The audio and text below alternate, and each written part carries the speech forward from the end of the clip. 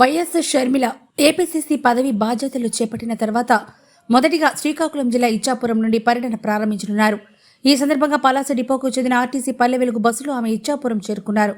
ఆమెకు జిల్లా కాంగ్రెస్ పార్టీ నాయకులు, కార్యకర్తలు, అభిమానులు ఘనస్వాగతం పలికారు.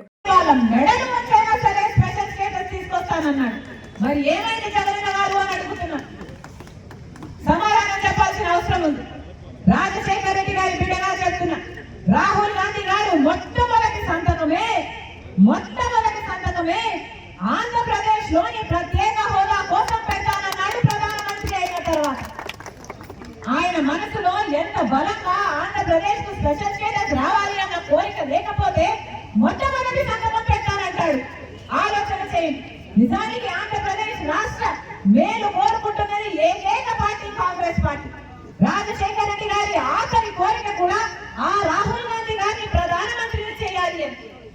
ఇంకొకటి చెప్తున్నా, రాజశేఖర రెడ్డి గారు బీజేపీ పార్టీకి వ్యతిరేక.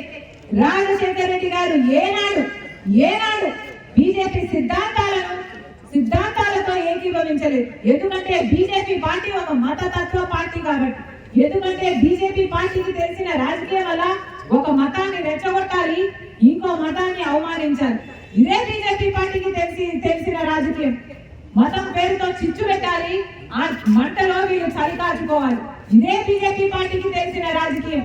అలాంటి పార్టీని రాజశేఖర రెడ్డి గారు ఏ సందర్భం వచ్చినా వ్యతిరేకించడం జరిగింది. కానీ ఈ రోజు ఆంధ్ర రాష్ట్రంలో జరుగుతున్న పరిస్థితులను గమనిస్తే చాలా బాధాకరంగా ఉంది.